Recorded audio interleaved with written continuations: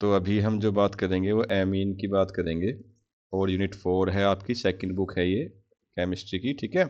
तो उसमें क्या एमीन होती है, क्या उसका फॉर्मूला है, क्या उसके मायने हैं।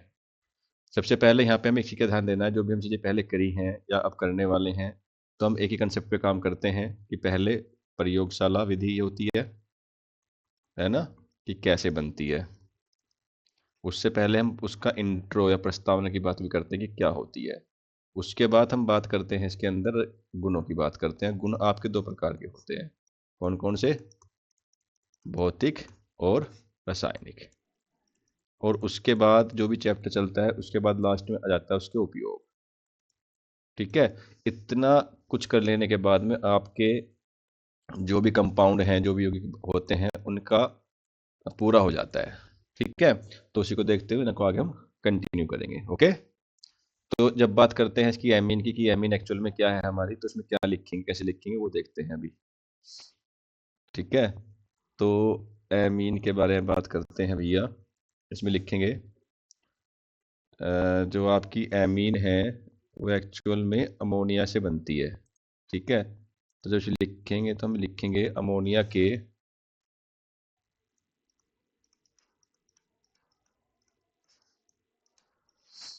एलिकल।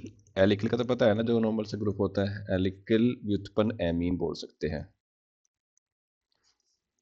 एमीन कहलाते हैं। मतलब क्या समझो इसके अंदर, ये जो एमीन बनेगा वो अमोनिया से बनेगा, अमोनिया के एलिकल ग्रुप होगा, उससे एमीन बनते हैं, ठीक है। इसमें लिख सकते हैं कि एमीन नाइट्रोजन युक्त कार्बनिक यौगिकों का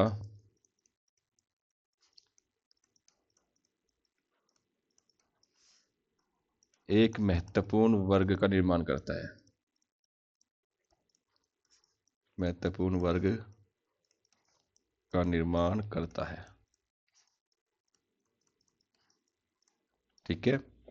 इसमें बोल सकते हैं नेक्स्ट पॉइंट कि जो एमीन है, एमीन प्रकृति में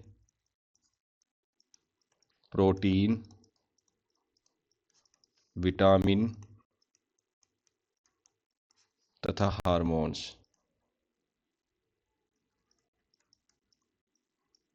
तथा हार्मोन्स में घटक के रूप में पाया जाता है,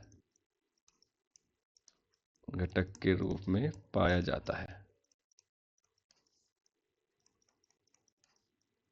ठीक है। और इसमें हम लिख सकते हैं कि जिन कार्बनिक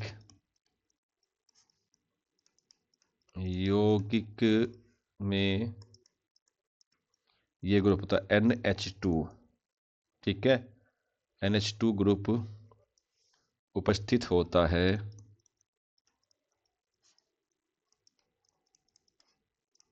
उन्हें उन्हें प्राथमिक एमीन कहते हैं, ठीक है। ये बात इसमें ध्यान रखनी है। सेकेंडली बात करें इसके अंदर, एक तो ये पॉइंट याद रखो। और सेकंड की बात जो करेंगे, लिखेंगे कि जिन कार्बनिक यौगिकों में डबल बॉन्ड NH ग्रुप होता है, ठीक है, या ट्रिपल ये होता है N ग्रुप होता है, उन्हें सेकेंडरी या टर्सरी एमीन कहते हैं।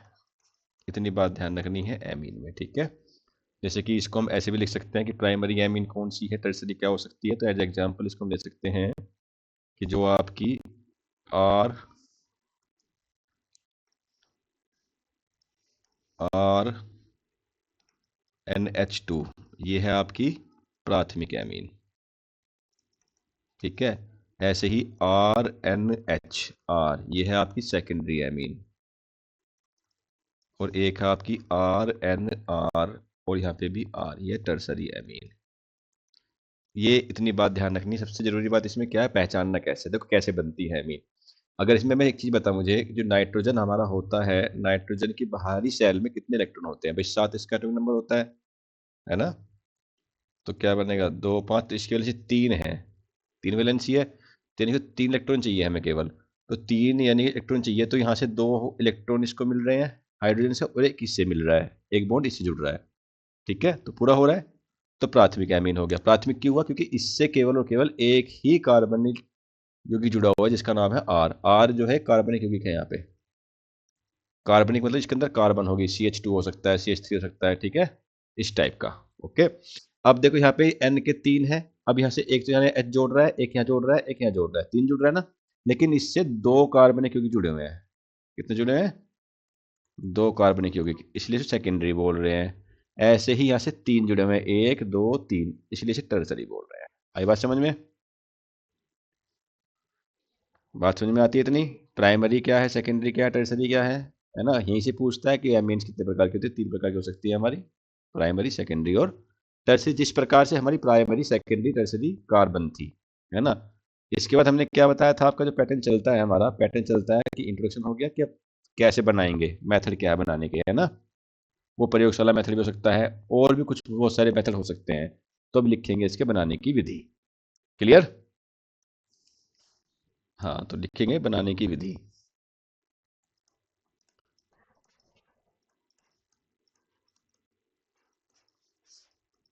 तो सबसे पहले बनाने की विधि में हम लिखेंगे कि इसको हम नाइट्राइट से बनाते हैं। नाइट्राइट से,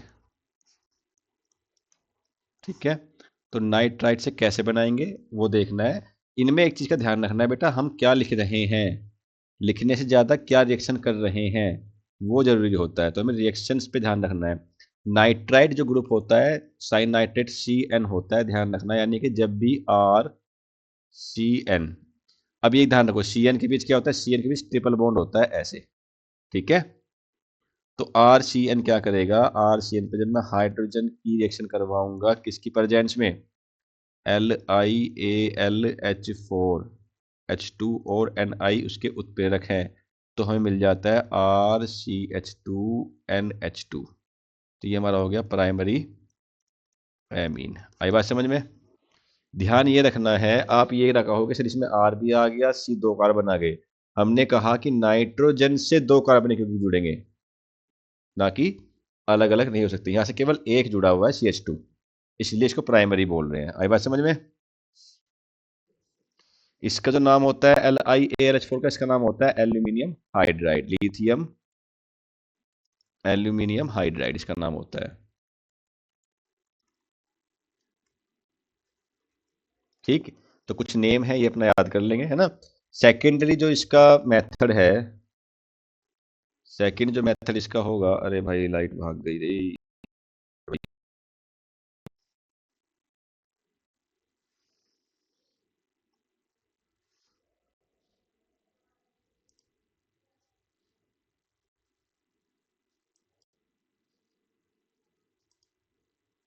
तो हमारा टॉपिक है, ये है डाई एजोनियम लवण क्या होता है।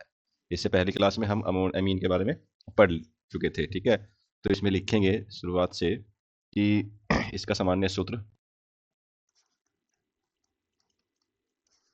जो होता है वो है आपका AR, और क्या भाई, ओ से वेट। इसका सामान्य सूत्र होगा आपका AR,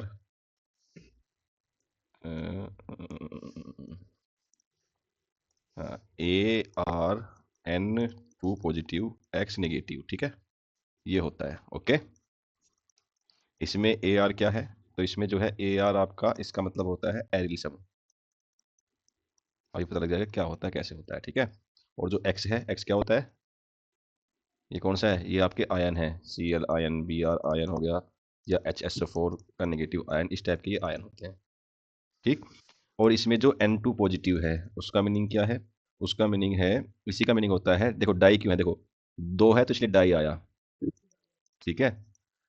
नाइट्रोजन से बना हुआ इसलिए एजोनियम आ गया, ठीक है। तो इसका नाम ध्यान रखेंगे, डाई एजोनियम लवण इसको बोलते हैं। ये इसके जो एलिमेंट रखे हुए हैं, कंपाउंड है, उनका नाम हो गया पूरा, ठीक है। तो इसका जो एग्जाम्पल नॉर्मली हम लें तो कैसे लेंगे, ठीक है। तो इसके एग्जाम्पल को हम लिखते हैं जैसे कि एरोमेटिक वाले देखेंगे कि एरिल समूह है, एरिल समूह जो हमारे एरोमेटिक कंपाउंड है उनका होगा, ठीक है। तो इसे हमने एक बेंजीन लिया, बेंजीन बेंजीन सभी को आती होगी, नो इशू। इसके ऊपर एक ग्रुप लग गया N2Cl, यहाँ पॉजिटिव या नेगेटिव, तो ये क्या है, इसका नाम हो गया बेंजीन डाई एजोनियम। Cl है तो क्या लगा देंगे, क्लोराइड। ठीक है, ऐसे ही आप खूब सारे एक्स एग्जाम्पल ले सकते हो। इसका बेंजीन ले लिया, यहाँ पे N2Br निगेटिव कर दो। ठीक है, तो इसका क्या हो जाएगा, नेम बताओ जल्दी। हाँ, very good, benzene diazonium bromide. Okay, तो ये इसमें हो जाते हैं भैया। अब ऐसे ही अगर हम एक नाम और दे दें, जो हमने कंपाउंड दिया था, जो ज़्यादातर पूछ लिया जाता है कि इसका नाम क्या है, यहाँ पे लगा दिया N2 पॉजिटिव और HSO4 निगेटिव, तो इसका नाम क्या होगा, बेंजीन डाई एजोनियम, क्या लिखेंगे, हाइड्रोजन सल्फेट। ठीक है, ओके। तो तो ये क्वेश्चन आया था एक बार एग्जाम में कि बताइए कि ये आया था कि डाई एजोनियम 11 क्या होता है, एक्सप्लेन कीजिए। ठीक है, 2 नंबर में आता है तो इतना कर सकते हैं इसको हम, ओके। अब इसमें क्या है कि इसको बनाते कैसे हैं, सेम पैटर्न है हमारा, बनाने की विधि चलेगी, है ना। तो बनाने की विधि में देखेंगे क्या आएगा, बनाने की विधि। एक चीज़ का ध्यान रखना, अगर पिछली बार एग्जाम में एमीन आ चुकी है तो ये पक्का है कि ये 11 आएगा। ठीक है, बनाने की विधि। तो बनाने की विधि में क्या करते हैं, तो इसमें लिख सकते हैं हम कि इसको एरिल एमीन से डाई एजोनियम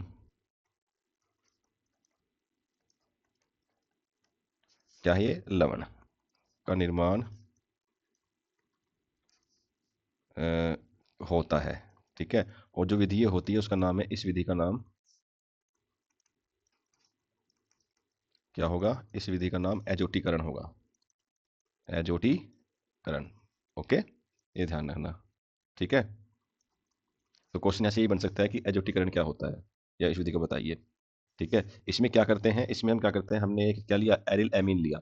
एरिल का मतलब है एरोमेटिक कंपाउंड के साथ जुड़ेगा, यानी बेंजीन के साथ। ठीक है, बेंजीन है तो एरिल आएगा।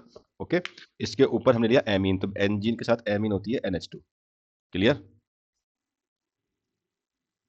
ठीक है। हाँ, कैसे ही देख सकते हो, एन की वैलेंसी 3 होती है, तो 3 में 2 ऐसे लग गए, एक लग गया बेंजीन। इसको हम साथ में NaNO2 के साथ प्लस में 2HCl के साथ, टेम्परेचर हमारा होता है 273 से 278 केल्विन के बीच गर्म करते हैं। तो होता क्या है, होता क्या है इसमें, तो हमारा ये जो बन जाता है, यहाँ से ये N जाता है। ठीक है, तो यहाँ पे जुड़ जाता है, H2 से भाग जाता है, Cl यहाँ से आता है। ठीक है, तो क्या बनेगा, ये बन जाएगा आपका N2 पॉजिटिव Cl नेगेटिव, और जो बचेगा उसको बाहर निकाल देंगे, लाइक NaCl बाहर निकल गया और साथ में 2H2O बाहर निकल गया। बात समझ में आई, ये क्या बना हमारा, बेंजीन डाई एजोनियम लवण। ओके, ये क्लोराइड बना लोगे। Yes sir. हाँ, कोई दिक्कत। ओके, तो नेक्स्ट इसका हम क्या करते हैं कि इसके भौतिक गुण क्या होंगे। अब देखो इसमें ऐसा नहीं है, यहाँ पे क्लोरीन है तो हम क्या लेंगे, Cl ले लेंगे। यहाँ पे हम HBr का यूज भी कर सकते हैं, H2SO4 का यूज भी कर सकते हैं, है ना। तो और भी FC होता है, तो इनका भी यूज कर सकते हैं, रिएक्शन सेम यही रहने वाली है। ठीक है, तो इसके जो भौतिक गुण होंगे, हमारे भौतिक गुण क्या होंगे वो लिखते हैं,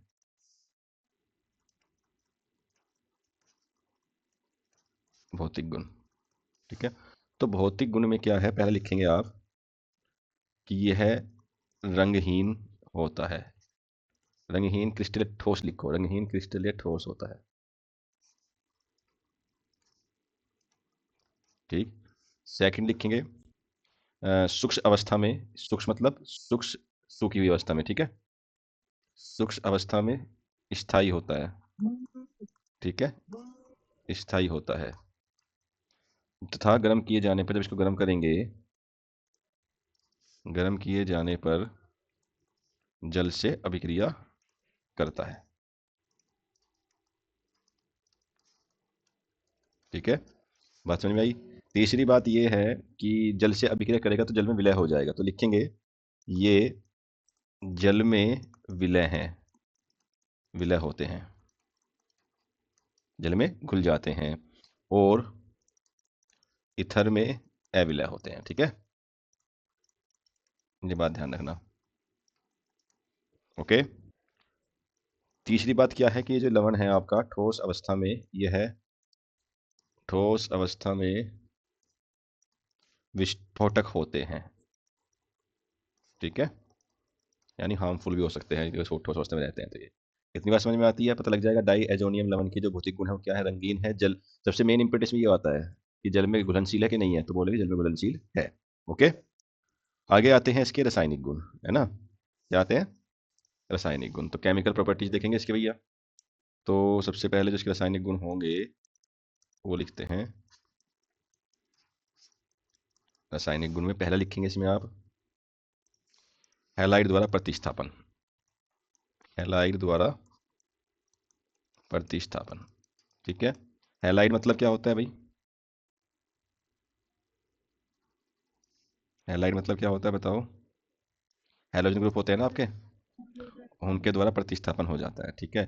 तो इसमें हम क्या करते हैं, हमने ये अगर लवण लिया आपका तो ऐसे करेंगे, मान लिया हमने जनरल फॉर्म ली, ये एरिल ग्रुप हो गया, N2 पॉजिटिव और यहाँ पे X नेगेटिव को मान लिया हमने, ठीक है। और इसकी रिएक्शन हम करवाते हैं Cu2Cl2 और HCl से, ठीक है। तो इसमें क्या होता है, ये हमारा ArCl बच जाता है, बाकी N2 बाहर निकल जाता है, क्लियर। अब ये कैसे होगा वो देखना है हमें, है ना। तो ये कैसे होता है वो देखते हैं। हमने अभी जो है एक पहले बनाया था, पहले क्या बनाया था हमने, बेंजीन वाला बनाया था ना, कुछ इस टाइप का बनाया था, ये वाला बनाया था ना, देखो कौन सा बनाया था, ये वाला बना था, है ना, N2Cl। तो इसमें लिखेंगे हम यहाँ पे N2Cl, ठीक है। इसकी रिएक्शन हम क्यूपर्स क्लोराइड से कर देंगे जब, प्रेजेंस ऑफ HCl, तो क्या बनेगा, तो जो हमने पहले इससे बनाया था ना, देखो यहाँ पे क्या हुआ, इस चीज से बनाया था तो घूम के यही आ जाएगा, क्या था ये, एरिल एमीन था, ठीक है। तो ये एरिल एमीन बना देता है वापसी में, तो यहाँ पे NH2 आ जाएगा और बाकी का जो N2 है बाहर निकल जाएगा, N2 नहीं Cl2 बाहर निकलेगा, ठीक है, क्या निकलेगा, Cl2 बाहर निकलेगा, ठीक है। तो इसलिए इसको बोलते हैं हैलाइड द्वारा प्रतिस्थापन। ओके, कर सकते हैं इसको, हम क्या बोलते हैं, एक मिनट, इसमें मुझे लग रहा है कुछ इसमें मिस्टेक्स हो रही है यहाँ पे, हाँ सॉरी, इसमें ये नहीं बनेगा भाई, एक मिनट रुको, ये नहीं बनेगा इसमें, इसमें जब प्रतिस्थापन हैलाइड द्वारा हुआ है तो क्लोरोबेंजीन बन के आएगा, ठीक है, क्या बन के आएगा, क्लोरोबेंजीन, ये ध्यान रखना। और आपका जो बात का जो बचा हुआ है सब चीज़ बाहर पहुंच जाएगी। देखो Cl यहाँ से गया ना एक, ठीक है, तो कंपाउंड 2 ले लेंगे तो क्या बन जाएगा, NH2 बाहर निकल जाएगा, इस टाइप से इसको मान सकते हो, NH3 बाहर निकल सकता है, ठीक है। तो ये ध्यान रखना है, ओके। ऐसे ही हम जब बात करते हैं किसकी, आयोडाइड द्वारा, आयोडाइड भी तो हमारा क्या है, हेलोजन तो है, आयोडाइड भी, तो भी सेम रिएक्शन देगा आपका, ठीक है। नाइट्रो समूह द्वारा हम एक चीज देखते हैं, इसका जो मेस्ट इसका इंपोर्टेंट है, सेकंड लिख लो, वो है आपका, हाँ हाँ, यहाँ से लेगा, Cl यहाँ से एक Cl ले लेगा ना, यहाँ से ले लिया इसने, ठीक है, तो ये क्लोरोबेंजीन बन गया, इससे ना ये लिया, ये Cl यहाँ से भागेगा, है ना। हाँ तो आगे कंपाउंड बनेगा ना, मैंने लिखा नहीं वो, आगे कंपाउंड आपका जो है HCl या KCl जो बच रहा है वो बन सकता है ना वापसी में, ठीक है। हाँ, ऐसे ही इसमें हम जो देखेंगे ना जिसमें चलो एक और लिख लो जो मैं लिखता हूँ ना, आयोडो द्वारा, ये भी पूछा गया तो लिख लो उसको भी, आयोडाइड द्वारा प्रतिस्थापन, ठीक है। इसमें हमने लिया, ये कंपाउंड लिया दोबारा से, तो ये हो गया N2 पॉजिटिव Cl नेगेटिव, इसमें हमने Ki से प्रतिस्थापित करवाया, ठीक है, तो ये I हमारा यहाँ पहुँच जाएगा आपकी बार, ठीक है।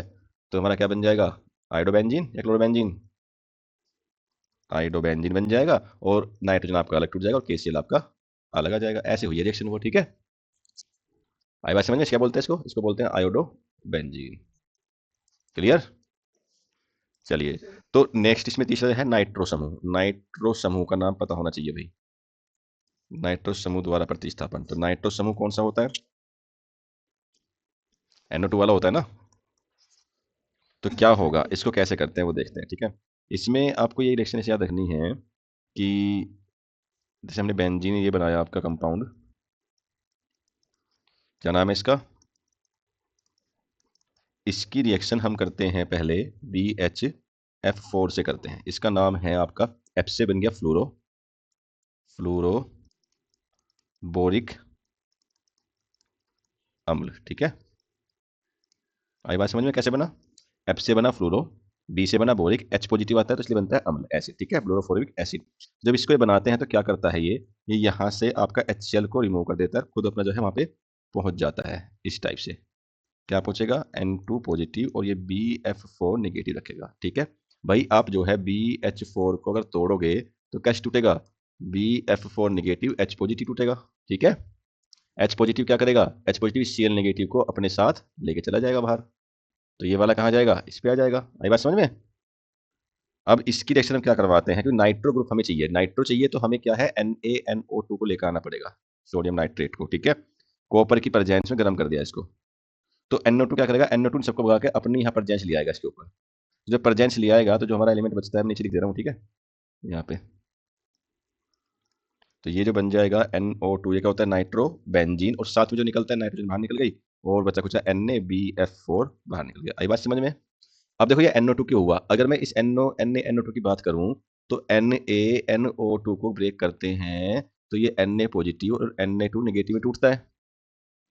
ओके, तो पॉजिटिव वाला तो इसको पकड़ लेगा, BF4 को पकड़ लेगा ना, और Na2 इस पे पहुंच जाएगा। जो सोडियम है आपका, जो N2 तो बाहर निकल ही रहा है, पर जब अलग हो गया, सेपरेट हो गया, ठीक है।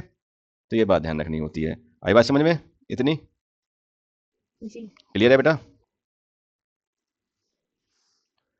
निशांत क्लियर है। अब जो लास्ट इसका बचता है वो बचता है उपयोग, यूजेस क्या है, ठीक। तो पहला तो इसका जो यूज लिख लो, इसका उपयोग विभिन्न प्रकार के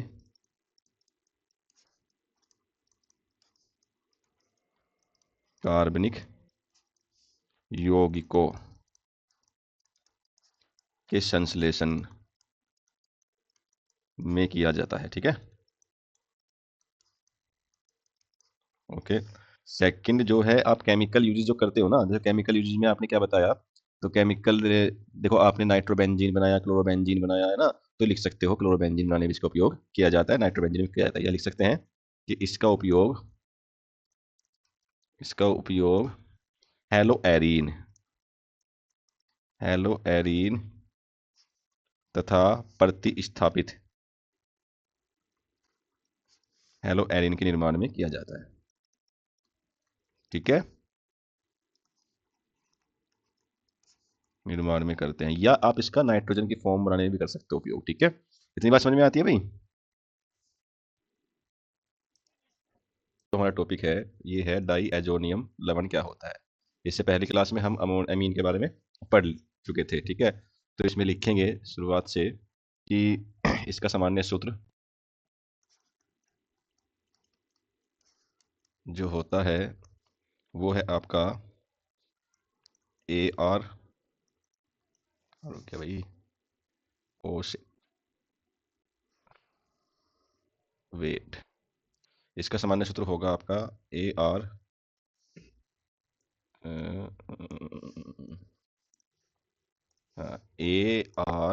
ArN2 पॉजिटिव X नेगेटिव, ठीक है, ये होता है। ओके, इसमें AR क्या है, तो इसमें जो है AR आपका, इसका मतलब होता है एरिल समूह। अभी पता लग जाएगा क्या होता है, कैसे होता है, ठीक है।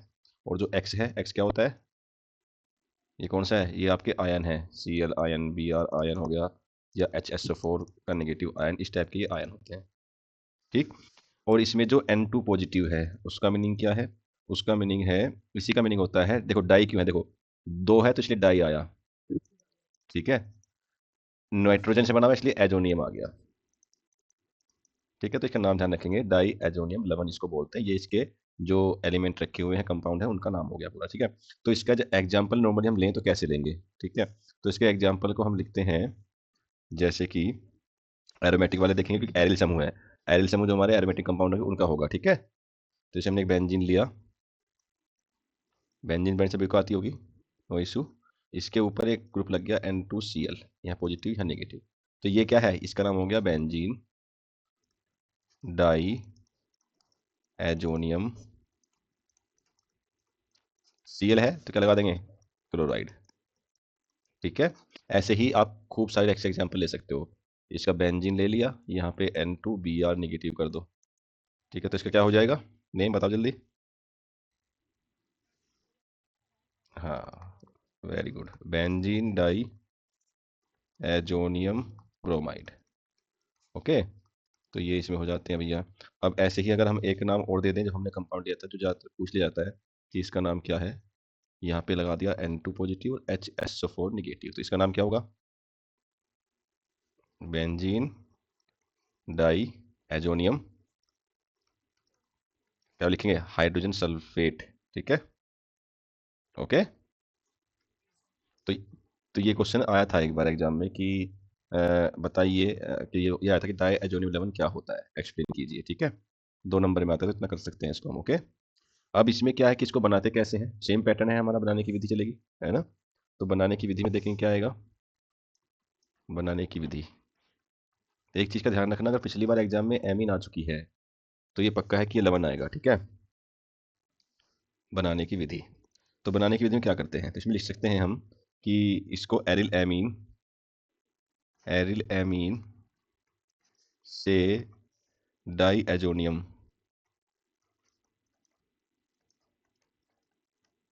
क्या है ये, लवण का निर्माण होता है, ठीक है।